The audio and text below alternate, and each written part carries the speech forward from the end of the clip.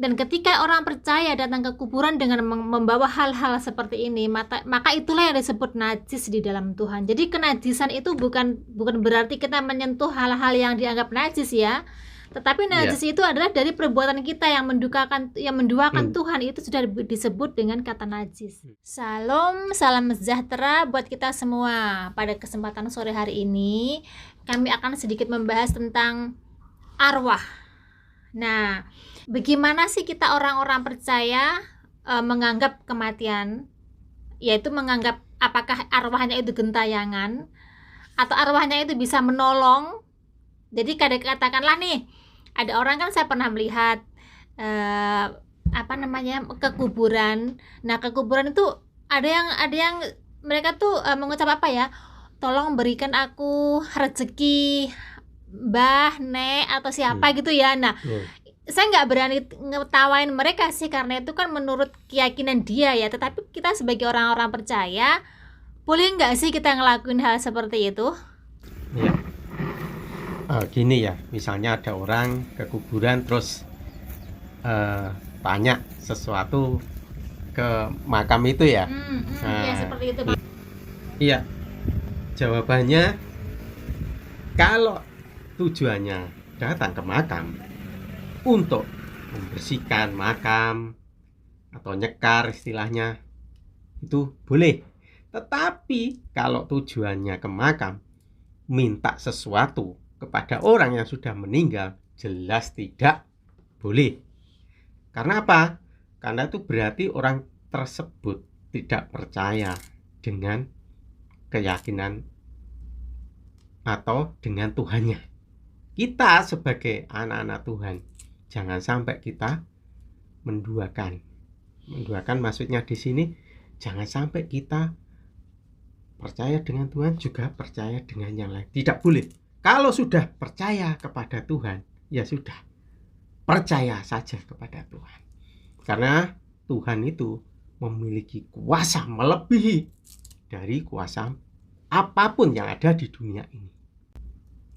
Dan di Alkitab itu juga tertulis dalam kitab Imamat pasal yang ke-19 ayatnya yang ke-31. Itu demikian bunyinya. Janganlah kamu berpaling kepada arwah atau kepada roh-roh peramal. Janganlah kamu mencari mereka, dan dengan demikian menjadi najis karena mereka. Akulah Tuhan Allahmu. Alkitab menulis dengan tegas dalam Imamat pasal 19 ayat 31 tadi. Janganlah kamu berpaling kepada arwah atau kepada roh-roh peramal. Jadi kita sebagai orang-orang percaya, sebagai anak-anak Tuhan, tidak boleh percaya kepada arwah atau kepada peramal atau kepada dukun dan lain sebagainya. Jadi melalui ayat yang sudah sama-sama kita baca tadi, kita sebagai orang percaya, sebagai anak-anak Tuhan, tidak boleh ke makam kalau tujuannya meminta sesuatu kepada arwah. Tetapi kalau tujuannya hanya untuk membersihkan makam, itu boleh. Gitu. Dan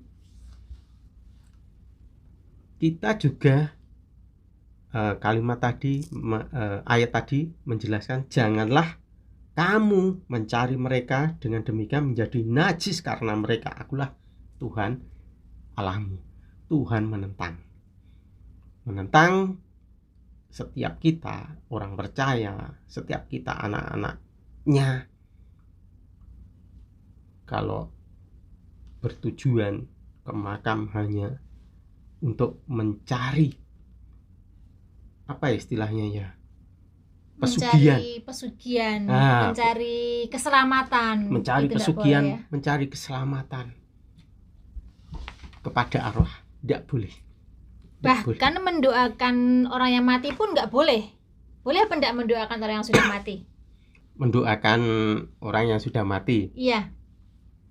Ya, sebaiknya kalau mendoakan itu ya yang hidup supaya diberi kesehatan. Kalau sudah mati ya kita percaya toh, kita yakin sesuai dengan iman orang tersebut, perbuatan orang tersebut, bila pada saat menjelang akhir hayatnya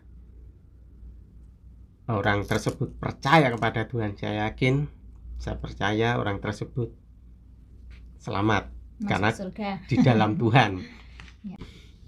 Jadi seperti yang sudah kita perhatikan barusan dan telah kita baca barusan tentang yang dicatat dalam Imamat pasal 19 ayat 31 tadi, ternyata datang ke kuburan kalau tujuannya untuk berdoa minta keselamatan, minta rezeki, bahkan minta nomor togel ya, yang sangat akrab itu ternyata sangat-sangat tidak boleh.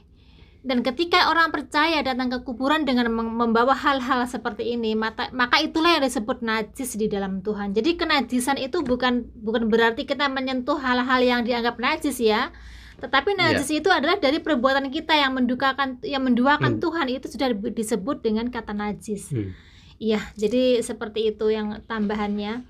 Jadi intinya kalau datang ke kuburan itu ya hanya boleh untuk cuman membersihkan kuburan, katakanlah menabur bunga biar harum, tapi nggak boleh yang lain-lain. Dan tadi tambahan tadi sekilas tentang mendoakan orang mati. Betul, memang tidak boleh mendoakan orang mati karena urusannya orang mati itu udah dengan Tuhan.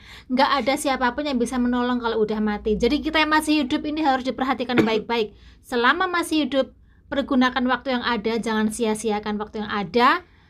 Karena apa? Kalau sudah meninggal, tidak ada yang bisa menolong kita. Anak, saudara, bapak, ibu, suami, istri tidak bisa menolong kita. Tidak ada yang bisa mendoakan kita untuk meminta Tuhan mengampuni dosanya. Tetapi kita sendiri ketika masih hiduplah di saat kita bisa bertobat. Ini perhatikan baik-baik. Ya, jadi selama kita masih diberi kesempatan untuk menikmati hidup ini, maka sebaiknya gunakan itu dengan baik-baik. Kita manfaatkan, kita pergunakan dengan sebaik-baiknya. Untuk apa? Untuk mendekatkan diri kepada Tuhan. Selain Imamat pasal 19 ayat 31, ada juga tertulis mengenai arwah tadi ya. Imamat 20 ayat 6. Ini melanjutkan yang tadi, Imamat pasal 20 ayat yang ke-6. Itu demikian bunyinya. Orang yang berpaling kepada arwah atau kepada roh-roh peramal, yakni yang berzina, dengan bertanya kepada mereka, aku sendiri akan menentang orang itu dan melenyapkan dia dari tengah-tengah bangsanya. Tuhan tidak senang, Tuhan murka kepada setiap kita, orang-orang percaya, kepada setiap kita, anak-anak Tuhan yang masih menduakan Tuhan, yang masih istilahnya tidak madep mantap kepada Tuhan. Itu Tuhan tidak suka, Tuhan sangat murka. Makanya ketika ada anak-anaknya yang berpaling kepada arwah atau kepada roh-roh, minta bantuan kepada arwah, percaya kepada roh-roh peramal dan lain sebagainya, maka Tuhan menentang, tidak suka. Bahkan di sini Tuhan akan melenyapkan, bahasanya gitu, saking marahnya itu Tuhan tidak memperbolehkan. Oke, jadi ini bukan hal yang sepele ya, ini bukan hal yang biasa-biasa aja, tetapi ini hal yang sangat luar biasa yang perlu kita perhatikan, bahwa yang kelihatannya cuman sepele itu ternyata adalah hal yang sangat penting bagi Tuhan. Tuhan sangat tidak suka. Jadi siapapun itu kalau datang ke kuburan, ingat, jangan sampai mencari keselamatan di kuburan, jangan sampai meminta rezeki di kuburan, atau bahkan jangan menganggap ketika datang ke kuburan itu kamu sedang berkomunikasi dengan orang sudah mati tersebut. Itu sudah sangat-sangat salah dan dianggap najis, bahkan dianggap berzinah. Artinya di sini adalah apa? Menduakan Tuhan. Baik, jadi ini pelajaran yang kita petik hari ini adalah bahwa jangan menggampangkan kuasa Tuhan. Boleh kalau kita memiliki tradisi-tradisi ya, tetapi apapun itu tradisi, tetapi yang paling utama adalah hukum Tuhan. Karena kita orang-orang percaya adalah orang-orang baru yang sudah tidak lagi mengenal apa itu hal-hal tradisi yang bertentangan dengan firman Tuhan. Oke. Ya. Dan supaya kita sebagai orang-orang percaya, sebagai anak-anaknya, umat pilihan Tuhan itu mendapat berkat dari Tuhan, maka syaratnya apa? Syaratnya adalah yang tertulis dalam kitab Yeremia pasal 17 ayat yang ke-7. Itu demikian bunyinya. Diberkatilah orang yang mengandalkan Tuhan, yang menaruh harapannya pada Tuhan. Jadi orang yang mengandalkan Tuhan dan yang menaruh harapannya kepada Tuhan itu akan mendapat berkat dari Tuhan. Ya, berkat dari Tuhan akan mengalir ke orang tersebut. Baik. Jadi seperti ini ulasannya sedikit tadi itu udah jelas ya. Iya. Kita semua udah jelas bahwa ada hal-hal yang memang itu ditentang sama Tuhan. Bahkan Tuhan sendiri mengatakan akan melenyapkan kamu dari bangsa-bangsa. Waduh, sedemikian rupanya. Masa sih masih berani? Jadi kalau kita semua, kita orang percaya yang masih sering datang ke kuburan untuk berdoa atau pokoknya mendoakan atau berdoa minta ini itu di kuburan, itu hati-hati ya. Tuhan melenyapkan dari bangsa artinya nggak langsung membuat kita meninggal atau mati, enggak, tetapi kita itu nggak masuk hitungan. Artinya apa? Nggak masuk hitungan berkat-berkat Tuhan, nggak masuk hitungan kemuliaan dari Tuhan, nggak masuk hitungan sukacita dari Tuhan. Itulah yang dimaksud. Jadi harus diperhatikan ini. Bahkan kalau kita tidak mendapat keselamatan dari Tuhan. Ya itu pasti.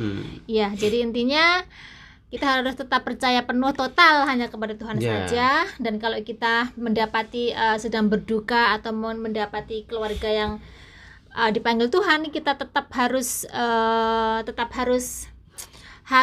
kita boleh datang ke kuburan, tetapi hanya untuk merapihkan, membersihkan, dan menabur bunga untuk agar dilihat segar dan harum. Lain-lain dari itu nggak boleh. Oke, baik, sampai di sini dulu. Bila ada pertanyaan, mungkin ada yang perlu ditanyakan, boleh komentar. Tuhan Yesus memberkati.